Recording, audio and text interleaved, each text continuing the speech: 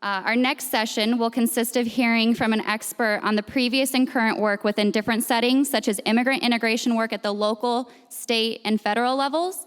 We will then hear panelists share insights on local cross-sectoral partnerships that are using innovative approaches to nurture welcoming cities and communities for immigrants. So I would like to introduce you to the moderator of our panel of the second session. Isha Lee is a nonprofit practitioner with fluency in external affairs, government relations, and organizational development. She has over 10 years of experience at national and local organizations. As Chief Network Officer at Welcoming America, Isha leads a team of technical assistance providers and works directly with members on strategies to make their communities as welcoming as possible. Her recent roles include Chief of Staff for the National Communications Team at Teach for America, and as a founding staff person at the Center for Civil and Human Rights in Atlanta. She's an alumna of Davidson College, where she majored in political science, and Goddard College, where she received an MA in sustainable business and community. Please help me welcome Isha Lee.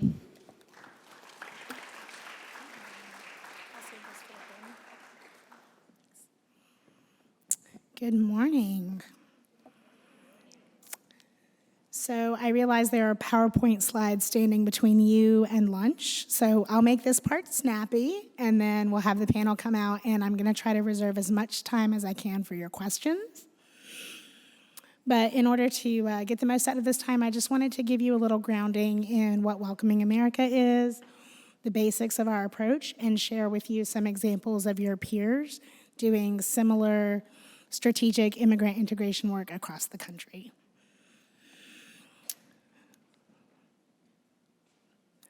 First, I need my clicker to work. There we go. So Welcoming America is built upon the very simple premise that in order for communities to thrive economically and culturally, immigrants and the receiving community can live in mutually beneficial harmony, and that takes a seed and soil approach.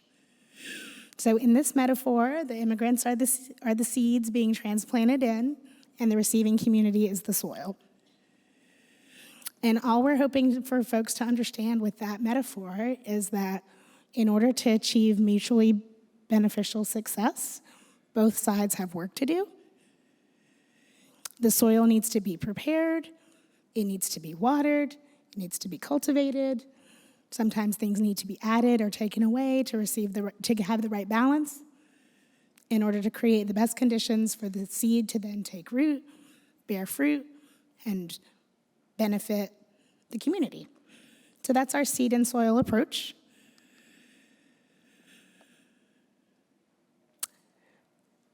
Welcoming America was started in 2009 as a national organization, and in 2014 launched a Welcoming Cities and Counties initiative, which launched our network. So now we have local governments and nonprofit organizations working together, focusing on immigrant inclusion.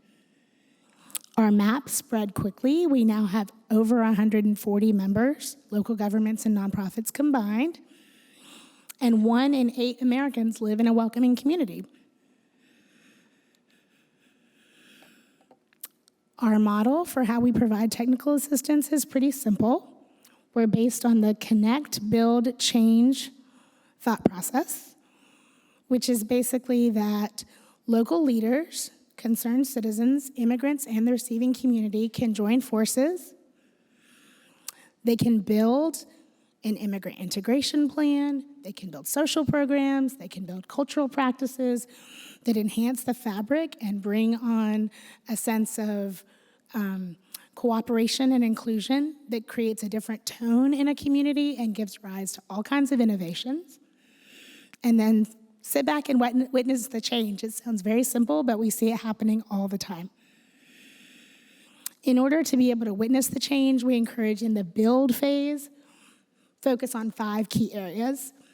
They're the circles that make up that middle graphic. They're leadership and communications, equitable access, economic opportunity, safe and connected communities, and civic engagement. So what we see over and over is that when communities decide that they want to do immigrant integration work, if they focus on a couple of these that stand out to them as priorities and then work to include at least 4 of them, and they have a multi-sector approach, they'll start to see change. And that's the last phase, achieve whole community benefit. So working with the receiving communities is particularly important, especially in the climate that we're in right now. And the receiving communities, again, are the soil that receives the seed. And so the 3 prongs of the receiving communities approach are leadership, communications, and contact. So leadership means that whoever is in the position of power at the table is setting the tone, saying it's important, highlighting the achievements of immigrants. Communications means that we're not creating an echo chamber in local communities, but we're really sharing the stories out broadly, sharing the successes out broadly, and making the case for why this work is important. And contact theory is something borrowed from social science, and basically all it says is that political opinions are separate from relationships, and what moves the needle is relationships. People may have thoughts about resource allocation, tax base, economic strategies. It's so different once they've personally met somebody within a compelling story and realize that they've come to this country to make a better life. We saw that just now on the panel. Really quickly, the welcoming return on investment is something that communities ask us all the time because everybody has a boss and they need to be able to justify why they should be involved with Welcoming America. And this slide gives a quick summary of what we've found is true in communities that embrace a welcoming approach. So the first benefit that is particularly interesting to local governments, I find, is competitive and resilient local economies. So once we work to bring more taxpayers into a local government, provide incentives for entrepreneurship, we start to see economies that can resist and survive through tough national economic times. A prime example of that is Nashville, Tennessee. I encourage you, if you're interested, to look and see what happened to Nashville's economy during the economic downturn of 2008 to 2010. They were one of the only major metropolitan areas not to experience the recession because they had done about a decade of work prior to that on immigrant integration. So the rest of the ROI is stronger civic fabric and equitable outcomes and thriving communities. No less important, but I'm not going to go into too much detail on that because I'm limited on time. So the next thing I wanted to do was just run you through a couple of examples of your peers doing similar work in different places in the country. So the state of Ohio has one of the highest concentrations of welcoming communities, and I put it in because I thought it really showed the potential of what could be true in the Silicon Valley and California as a whole. There's a quote here from Governor Kasich, who really represents bipartisan support for the welcoming approach.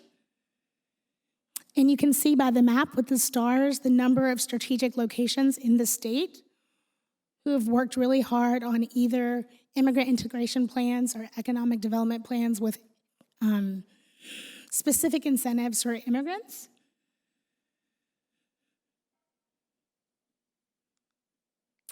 Michigan is a really similar story. Again, at the top, you see that the state really has leadership and has communications about the importance of immigrant inclusion. And then down below, you'll see a list of all the different organizations working to promote the welcoming approach. And these are really organizations that have seen the ROI coming into fruition, and underneath these are literally dozens of individual local governments at the city, county, and even township level deciding to become welcoming cities.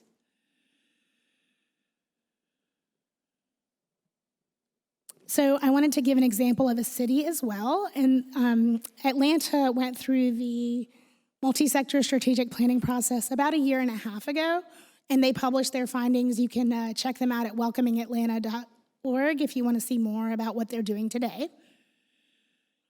But they're a great example of, again, the multi-sector approach. So you'll see from the logos down below that the Chamber was at the table, Coca-Cola was at the table, Welcoming America was at the table.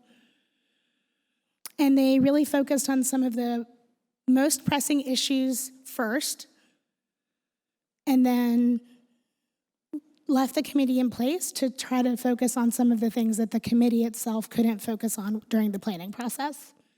So the Welcoming Atlanta team is still in place, and they're working on the second, third, and fourth tier of those 5 priority areas. Some people say, don't show me cities like Atlanta. We're never going to be as big as Atlanta. That may be the feeling about San Mateo County. So here's a smaller city. This is an example from Louisville. In the past year, they've really done a lot to try to focus on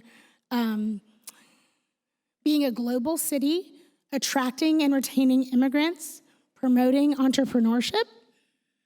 And they've created a mayor's office with a director to focus on these things and really reframe the message and create incentives and really fill out that leadership and communications function to make sure that a new tone was being set in Louisville.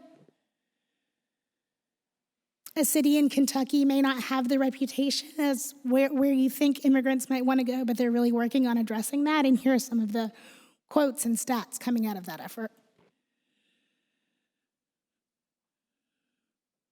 Okay, I'm gonna, instead of going to Q&A for just me, I'm gonna ask our panelists to come out. We're gonna have some conversation among us and then open it up for questions of me or them, okay?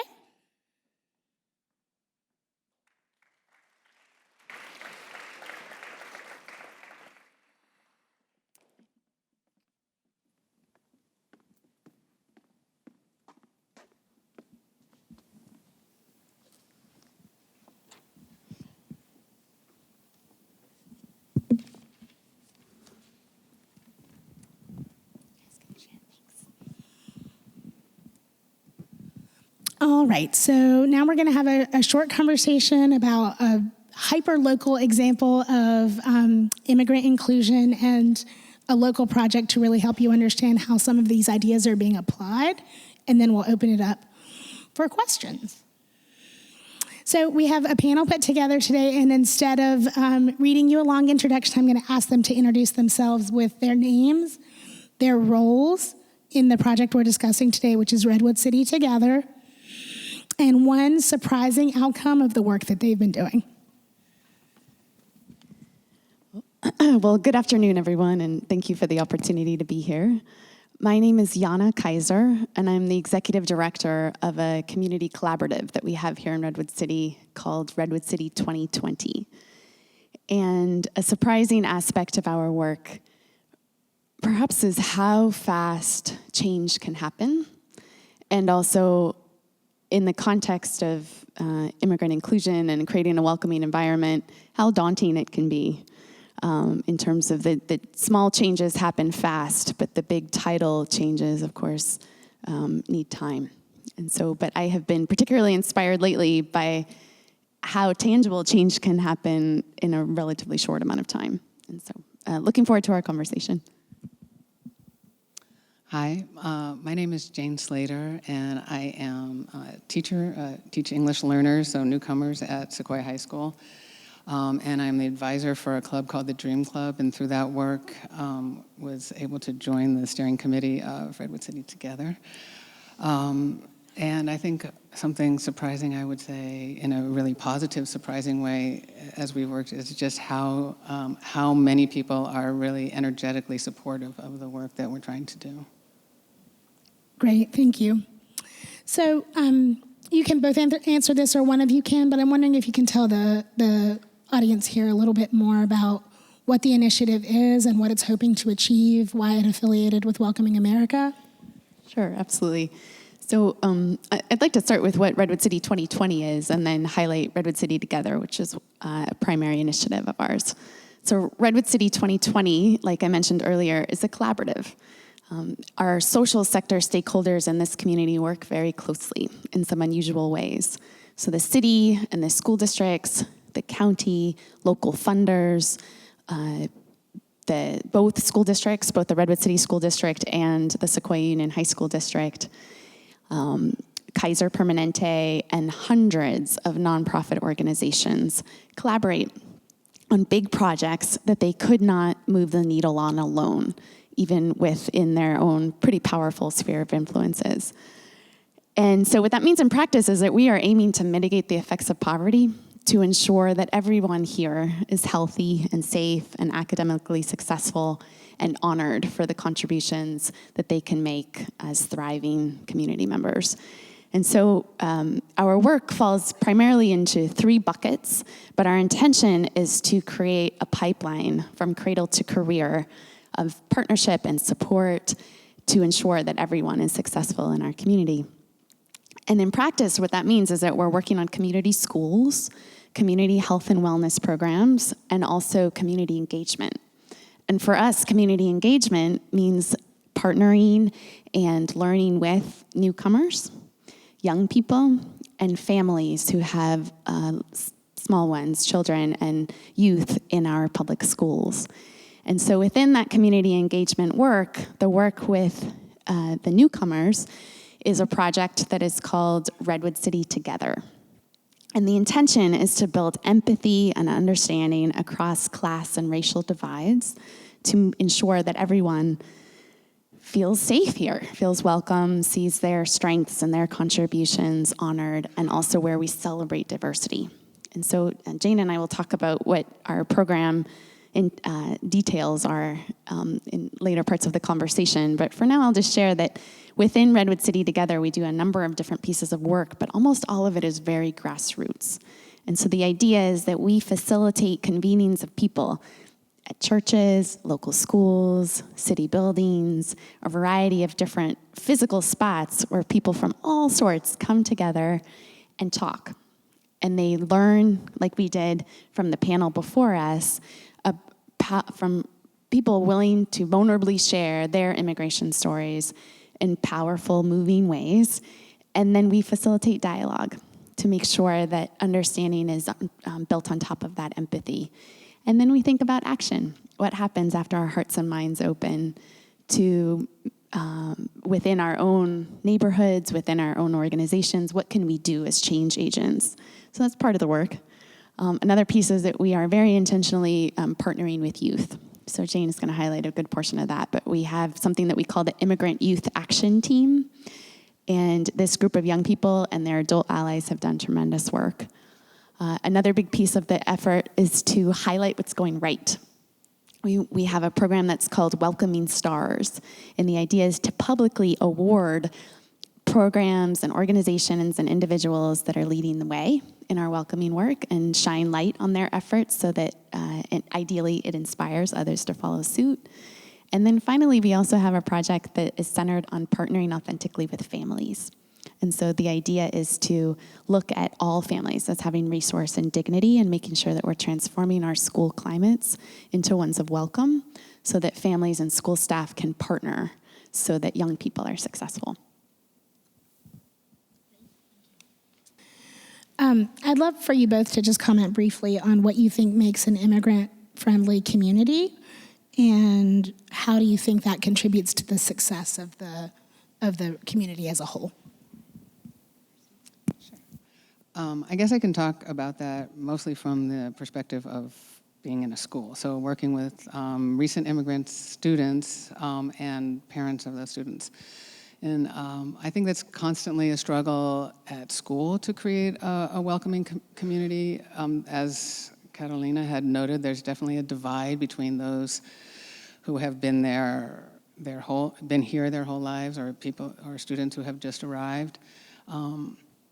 And I think we put, and most schools I imagine do, put a lot of intentional thought into what we can do to try to create and engage all students in all ways. And really the bigger challenge is to get the parents. I think young people can learn the language and the culture relatively easily, but to get their parents engaged and their parents involved in both the school community and the community at large is a bigger challenge and something that we're constantly trying to work on. But I do think in making things accessible, everything in a language that people can understand. Technology is very, very much in use in this community, but there's a lot of people who come here who don't know how to use technology, so we have to try to remember to continue to use telephones and paper and actually speak to people in person. To make sure that whatever presentation is being made in at Sequoia in particular in Spanish and in English. And to make sure that everyone feels welcome at every event that is a public event. So. I would certainly echo everything that Jane just said. And also, I think it's really important in a welcoming environment that we look at people's strengths. And we see that, I think if we're not careful, some of our immigrant integration work and diversity efforts in general can lend themselves to, frankly, kind of old school charity, where we look at communities of color as communities in need rather than communities of strength. And so I think in a welcoming environment, there's really an authentic vulnerability of all. So everyone is moving to the table recognizing that we have things to learn, we have needs that need to be met that we can't meet alone, and also that everyone has strength to offer and that we need to be starting at that place. I think then the other piece is also looking that not only do all communities have strength, but also people of all ages have strength. And so that's a big part of our work too, is honoring the elders, honoring youth, and looking at ways of how we can collaborate to tackle these big challenges. Great, thank you. Last question here, and then I want to open it up for the audience to ask about the initiative or my work. Can you talk about partnerships or innovations that you think are particularly relevant for this group? 1 or 2 examples each, maybe? I'm holding it, so I'll start. Thank you. So I'm looking forward to hearing Jane's perspective on the Immigrant Youth Action Team, because those are strong cross-age collaborations that are happening. But within our collaborative, of course, we have, it's built on cross-sector work. It's a collective impact movement. And so the idea is that people from different fields work together on big projects. And the Redwood City Together work certainly reflects that effort. We have partners who are coming from the faith communities. We have partners who are coming from schools. We have partners who are coming from city departments. We have partners who are coming from the nonprofit world, who are all looking within their own work at where the strategic overlap could be, where there are resources needed that they don't have, that they can ask for from another sector or partner. And then we're also strategically thinking together to bring the expertise and the thoughtfulness from all of these different perspectives together. I think one piece that's another tangible example is that within that cross-sector work, we also see that within sector, there's possibility for deeper collaboration. So for example, within our faith community, through the dialogue work that we've been doing, we found that they are increasingly open and have started to spearhead and initiate cross-faith dialogues. And so looking at where race and class and faith intersect and having conversation person to person about that and hosting it in their faith locations, so in their temples or their churches, in their meditation spaces and more, and that's been really powerful. So it's exciting to think about how not only cross-sector, but also within the sector, how collaboration can happen. Just to speak in particular about the Immigrant Youth Action Team, which is a youth initiative of Redwood City Together. We've sort of been fortunate. Our club at Sequoia High School, which is called the Dream Club, is really a club that was made to raise awareness about the struggles that undocumented students face as they try to pursue their higher education. And fortuitously, the Immigrant Youth Action Team was founded and has been incredibly helpful to us in our efforts to get out into the community. What we do is really try to empower the youth, both undocumented students and their allies, students whose family members or friends are undocumented, to share their stories in much the same way that Carolina did, and and have people understand that they are human beings who struggle and who work hard and who deserve the opportunities that all other students deserve. And the Immigrant Youth Action Team is a way for a lot of these students to work hand in hand with a pretty wide variety of adults from the community. So at any given IAT, as we call it, monthly meeting, we could have a representative, certainly teachers from Sequoia, representatives from Redwood City Together, from the Fair Oaks Community Center, from the Fair Oaks Health Center, from the Redwood City Public Library, the International Institute of the Bay Area, the Teen Resource Center. So we get a lot of adults who are really enthusiastic and knowledgeable and connected to come in and help these teenagers who are just starting to work on their ability to get out in public and interact with different people from different communities, to see that they have this support, that they have these adults who have their backs and will work hard to support them. And we've been really successful and very visible. The students have been out, certainly at events at Sequoia itself, but also in some of these community dialogues that Redwood City Together is hosting.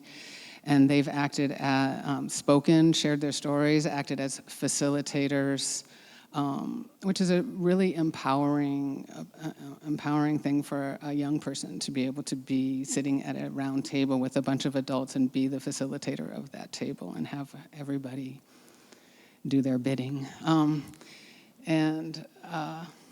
guess that's pretty much what. Great, thank you. Lots more to learn here, but I'm aware of time, so I just want to open it up and see if there are audience questions for anybody up here.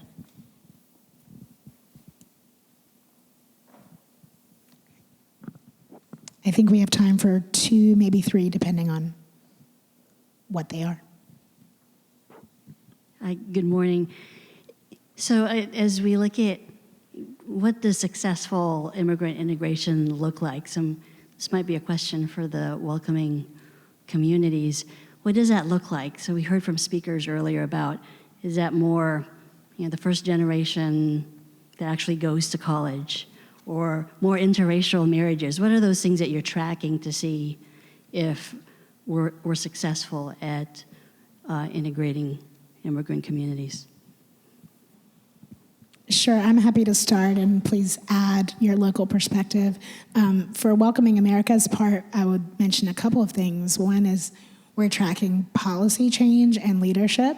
So things like a welcoming resolution could be a first step, initiating a multi-sector plan with locally relevant initiatives underneath it, creating an Office of New Americans, hiring a staff person to run point on this at the local government level. Those are all like leadership and policy changes that we're tracking in our network.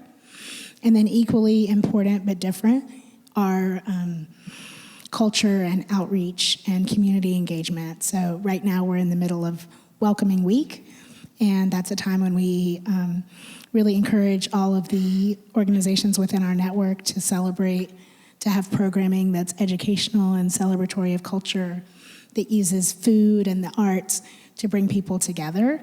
Because like I said, relationships are as important as policy.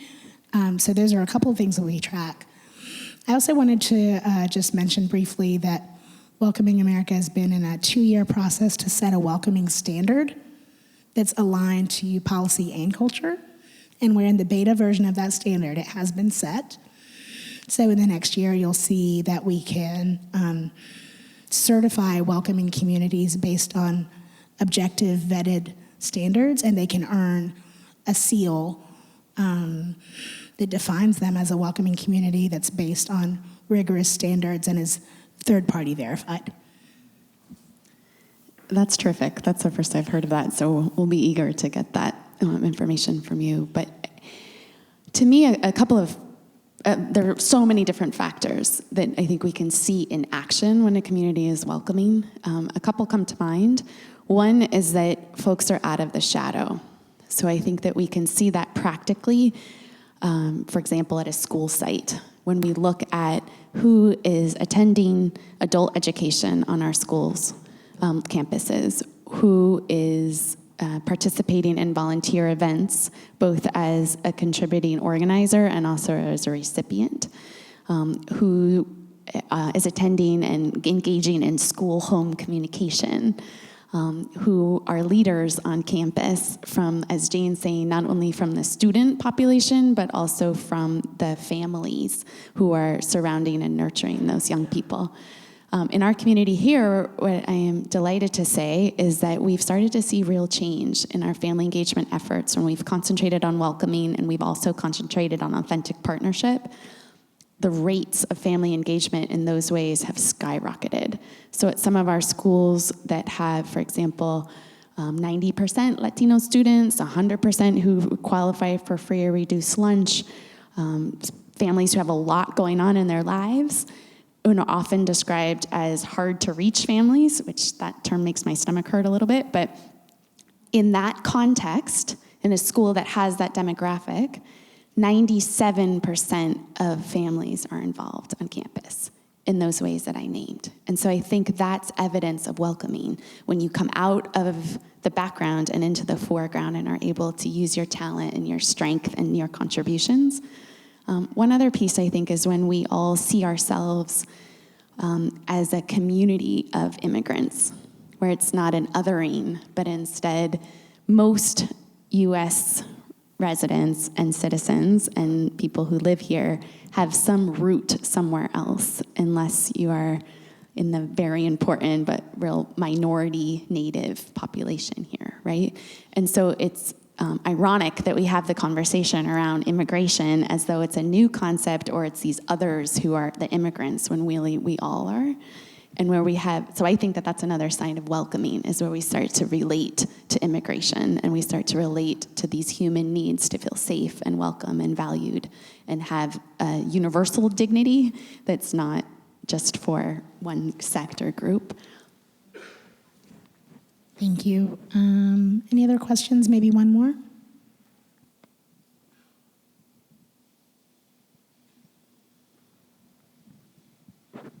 So what I'm hearing is positive relationships is a force to start with, to build on community. After you identify that, what are the strategies taken to continue that work? To continue the work of building relationships? Yeah, from your findings, from your methods. So it really, in our experience with our network, it takes local people creating the space, because you know where people gather, what religion most people are practicing, where the popular spots are, what's important locally. So I used Nashville as an example earlier, but it's a music hub for the country, and so learning about local music traditions was a way to get the receiving community out to share their traditions and the newcomers out to learn more. Food is always a great way to build bridges between people. We find even in some of the most hotly contested areas, multi-ethnic food festival brings out the entire community. And then encouraging entrepreneurial efforts is a great way, because economic benefit is a language that most people understand, and protecting a thriving downtown is something everyone is interested in areas where downtown is threatened. And there's a stat that 3/4 of new businesses, small new businesses in a main street or downtown area were created by immigrants since the past census. So I think food and culture is a great way to start, and the economic arguments are the first policy base to start with, because it appeals to everyone's compelling self-interest. I think from our perspective, one thing that we really care about is that we start with all of those great venues and strategies to build relationships, but that it doesn't stop there. Because there's a window of opportunity, of course, when hearts and minds open to fill hands so that we have action. And because I know my friend and colleague Jane, I know she won't tell you this, so I'm going to tell you that with the Dream Club and the Immigrant Youth Action Team, not only has Jane and our colleagues and the youth they have all been really powerful allies and leaders in building the hearts and minds, or opening hearts and minds, but then they have also been true action-oriented leaders. And so they've raised thousands of dollars for our dreamers to be able to attend college. They have actively created art that has become a catalyst for change in our community from a really grassroots level to in our collaborative. Our elected officials, our top CEOs have all been so moved by the art and the vulnerability and the power of the young people and their adult allies that it has directly affected our programmatic choice and even policy in different ways. And so I think that I love that question, because I think it's really important that we're not just thinking about relationships, as valuable as that is, but then what do we do to live up to those values? And on an individual level, I think in some of our dialogues, it's also something we're actively working on. We haven't quite figured it out, but there are a number of different ways that dialogue participants write down what their action will be after that event, and we get a copy and they get a copy. And then we're building out a accountability kind of scaffolding peer-to-peer so people can check on it. But I've been really inspired reading the cards. It's everything from I'm a small business owner and I commit that I'm going to be hiring immigrants in a different way. Or I'm a mom and I'm going to commit to learning words in a different language so I can communicate to my neighbors and much more. So I think that window of opportunity between relationship and action is really important to seize. And it's a work in progress for us. I just want to add that in the hallways of Welcoming America, schools are revered as the place where welcoming can really happen, and the thing we haven't figured out. So we don't have a Welcoming Schools initiative because we don't have a great strategy, but as you can hear at the local level, it's really the vertex of the best parts of human nature, the time when you can influence behavior the earliest, the time when humans can grasp other language and other culture the earliest. It's really where the work happens, I think. That's fantastic. We are out of time, but thank you very much for your questions, and I think our contact information is in the packets.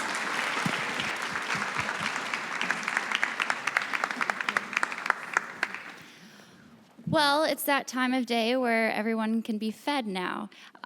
If we can get the first 3 rows to stand up and enter out the back to line up for lunch. Once they return, then we'll get the last 3 rows just to keep it a little bit less chaotic. And then we are back on schedule. So the keynote, Jeff Hawkins, will be presenting at 12:25, I believe.